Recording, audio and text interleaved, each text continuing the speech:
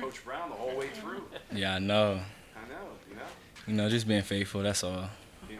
to the state. There's not many left, huh? Yeah, it's not. It's only a couple of us left from my class. All right, receiver Sam James.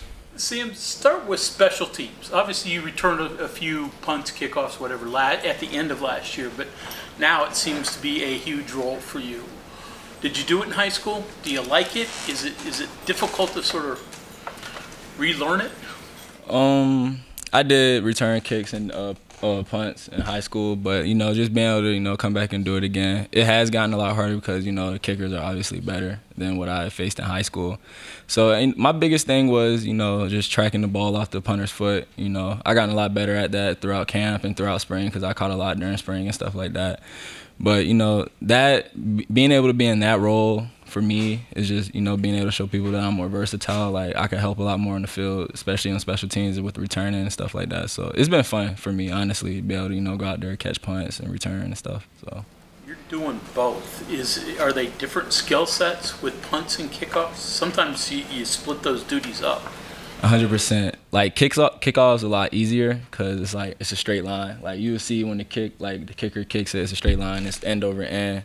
Punt's a little different because you got to judge off the end of the ball depending on how it's coming down, where you need to place. Like if it's coming down a straight spiral, it's going to go a little bit left. If it's wobbly, it's going to fall right and it's going to fall short and stuff like that. And so just like I said earlier, just seeing it off the kicker's foot and seeing what type of ball it is to be able to adjust to it. About a left-footed punter. That's difficult because just like a left arm quarterback, like the ball spins different than the right. So, I just got to catch the spins. Like with a right foot punter, like if it's spinning in a spiral and it's going right, like it's going to fall left. Like if it's spinning coming down in the spiral, it's going to go left, like hard left. But with like a left footed punter, if it's coming in the spiral, it's going to go hard right. So, it's just different. I just got to watch film, on the kickers and see how they kick and stuff like that. So A lot of information to catch a punt. Nah, it is. And thank God that Ryan's here to help with that because, his college career, he had a lot of, punt returns and stuff like that. So just picking his brain, listening to him and listening to what he has to say has been, great for me. Not to mention you got 11 guys running at you. Yeah, that's probably the hardest part, honestly, is judging when the fair catch and when not the fair catch. I asked Coach Washington, I said, asked him who his repeat performers was. I know that's something Coach Brown talks about, and he mentioned you. He said you've been the repeat guy. What is it different for you this year than, say, years past? Being more mature, more consistent, like NFL, like scouts and GMs, where they're looking for guys that are consistent. They're not necessarily looking for the best guy. Like if you're consistent every day throughout, you will win that job. And, I just took on that mindset to just come in every day with the same mindset, go to work and be consistent no matter like what happens. Just keep that same mindset to, be good. So not necessarily the flash plays, but just the everyday things that you got to do. Yeah, because, honestly, in my opinion, the hardest catch to make is, like, the same old, easy pass. Like, you could go out there and make a one-hand catch, a spectacular catch, a great play, whatever. But, like, if you do the little things right every day and be consistent on those things, you'll be good. That's not going to get you on social media. I'll get you on Instagram. Yeah, I'm not really even, I'm not the type of guy to worry about, like, the social medias and what people are talking, so I just stay me and go to work. Those seem to be the catches that you described are the ones that everybody's seeing on social media. Yeah, that's the ones everybody want to see, but, like, the ones that you need to, like, the ones that guys need to, complete every day and throughout every day are, the basic ones, running a curl, catching it, running a post, or, like, a hitch or something. Dealing with some new quarterbacks, you get adjusting to Nico, JT, and such. Yeah, all our quarterbacks are great, from Garrett, the Goose, Nico, JT. And then they all have different play styles. So, just, with camp, how we rotate quarterbacks each day and stuff like that, just getting, accumulated to the quarterbacks, adjusted to the quarterbacks and stuff like that. It's been a smooth transition of going from one quarterback to the other because we've been with them for so long. Minus JT, but like the other three, we've been with them so long, like throughout the spring and stuff like that. So just getting reps on reps. So that's what matters, just, getting reps.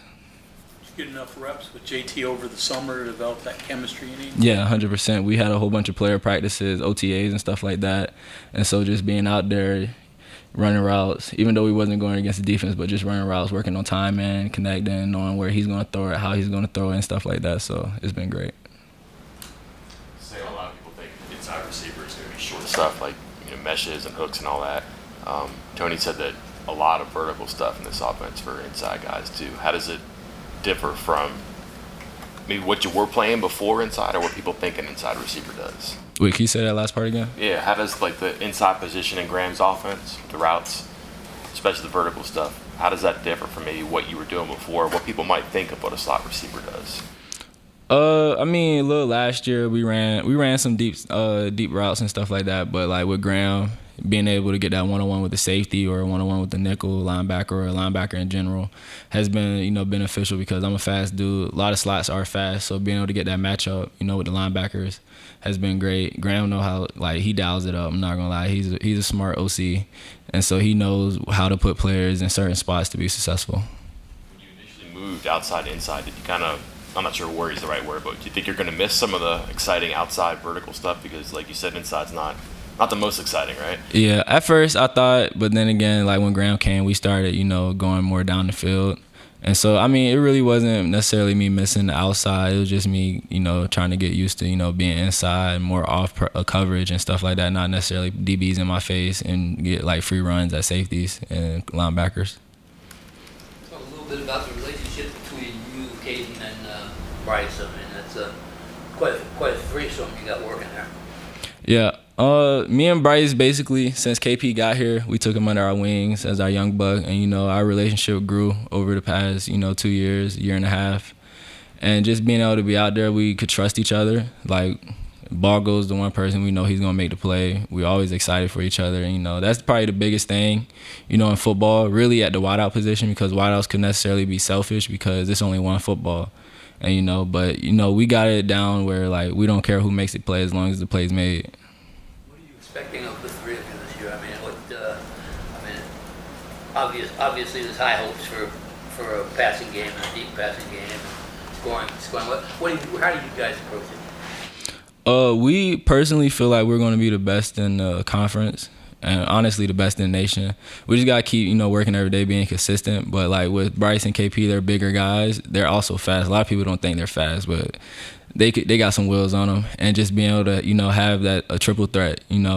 We have two big guys outside who could run routes. Got me inside, also Reese Smith inside too, who could run routes and run past people as well. He has wheels too. I'm not gonna lie. We have a fast receiving core who's able to run routes and create separation. So I expect big things out of us this year. To Bob's question about downfield passing, what have you been able to work on to make that better than it's been in years past? Honestly, just with receivers, the crazy thing is we can't get the ball unless the other guys everybody else do their job. So we need linemen to be able to hold up. We need a quarterback to be able to get us the ball, stuff like that. I feel like that's been biggest part. Everybody doing their job. They're 111. So we got that now. We've been working on it. I feel very confident about our O-line and our quarterbacks. And so I feel like that's going to help us, into the future, being able to, press the ball down the field more. How does JT throw the deep ball? I would say he has one of the best deep balls. He's accurate on his deep ball. He knows where to put it depending on how the DB's playing you. Depending on how you're running your route, he knows exactly where to put it. So his deep ball is pretty accurate. He honestly probably has the best deep ball. So. Is it a soft one to catch? Is it kind of a parachute or kind of fall right in? Fall right in the breadbasket every time. Sam, what's allowed Jeremiah to play inside and outside this early in his time on campus? Wait, can you repeat that again? I'm sorry. What's allowed Jeremiah to play inside and outside this Jeremiah's going to be a very versatile receiver for us. Honestly, he's fast enough, quick enough to play in the slot. He has, the press releases to play outside, the routes to play outside. So Jeremiah is going to be pretty good for us. Tony, he's got kind of a different body type. He's almost like a running back body-wise when you look at him. He's got those stick legs, and you're laughing. But I mean, yeah. He probably was slimmer when he played back in the day. He probably got a little dad weight on him, something like that. But I don't know. I enjoy, learning from him. You know, he brings something different to the table. He was also in the NFL for a couple years, so he was able to learn from a lot of receivers, a lot of quarterbacks, OCs, and stuff like that. So just for him coming in, it helped us a lot because it's a different perspective on things, and it's actually like a coach who, you know, played the position. I'm not knocking any of my other coaches; they were great, especially Coach Parker. I loved him, but just, you know, having him there to be able to teach us, he's able to show us too. So like when we're doing Indy, he gets out there and show us what he wants, you know. So. I was mentioning Aaron. Aaron looks like a. Oh, you said Aaron. Oh, I thought you said Tony. I asked Tony. I said, he looks like a running back. Yeah. Almost. You know, you look at his legs, and you know he's. Oh yeah. Kind of body type. Nah, he is. Those are normally like how slots look, you know. So I mean, he's, you know, thicker and stuff like that, bulked up. He's able to move, but he does look like a little running back. How is he in space with the ball? Oh, he's pretty good in space. Yeah. He's able to cut, make reads right, and, you know, burst upfield. Yeah, that's what I meant. But we know Yeah. Coach Washington. Yeah, I thought you were talking about Coach Washington. My bad. Yeah. Yeah. What do you think of Cortez? Cortez is gonna be good for us too. He's more of like a deep threat. He could go up top on people. You know, he's gonna be good. He need to learn a little bit more coming from JUCO to, you know, Power 5 and stuff like that. But once he gets the ropes and learn and be consistent every day, he's gonna be good. What's the biggest thing you learned as a wide receiver? What's the best lesson you've had since you've been playing? Use your weapons. Like, that's probably honestly the best, you know, thing I've learned is to use your weapons. No matter what, like, use your weapons. What you're strong at, and all your strengths, use them, because that's the best thing for you. So you talked about, you know, being comfortable and talked about consistency. Is that, you know, or is that more challenging when you don't know who your quarterback is, at least at this point going into week one? You have to work with four separate, different quarterbacks with maybe four different, you know, playing styles, or? I mean, not. No, not really, because, you know, as wideout, our job is just to catch the ball no matter how the ball comes or who's throwing it. So honestly, that's just on us as wideouts. That's on me as a wideout. Just, you know, to focus in on catching the ball, focus on the ball and stuff like that. So I'm not really worried about like what quarterback's in per se. I'm just worried about like my job and what I have to do, you know, to be successful. How many wide receiver coaches have you had? I'm trying to think. I've had a few. Yeah, Coach Carrier, Coach Dye, Parker. I have 4. So Parker, Right. and then Coach Washington. All kind of different, I guess, in the way they teach. Yeah, 100%. That was probably, honestly, that was like a love-hate thing for me. At first, like when I was younger, I was kind of mad because I was like, dang, coach leaving me again after, you know what I'm saying? But then as I got older, I understand like this is a business, and like business moves, like they have to be made at some point. So, but, you know, just being able to, you know, grow, learn from them. Like they all teach differently. They all got different teaching styles, techniques, and just, you know, to learn from each one of them. And then, you know, since this is my last year, I could put all of them together, you know, and just go to work. Earn the trust in one guy and he's gone. Yeah, You got to do it again. Yeah, that's probably the most difficult part is, you know, being able to, you know, open up, have an open heart and trust another guy coming in, because you're like personally, like you thinking like, dang, like I don't really want to trust him. Like he probably gonna leave within 3 months. You know what I'm saying? So, you know, that was probably the biggest thing for me was trust, opening up, being able to be more open with, you know, the new coaches coming in, and, you know, just being more open to their coaching style and stuff like that. So. Sam, how happy are you in individual drills when the DBs have to put on the boxing gloves? They don't. I'm happy because that stopped them from holding. Yeah, but I mean, I feel like it's more beneficial for them than for us, honestly, because it's teaching them how to play with their feet first and not their hands.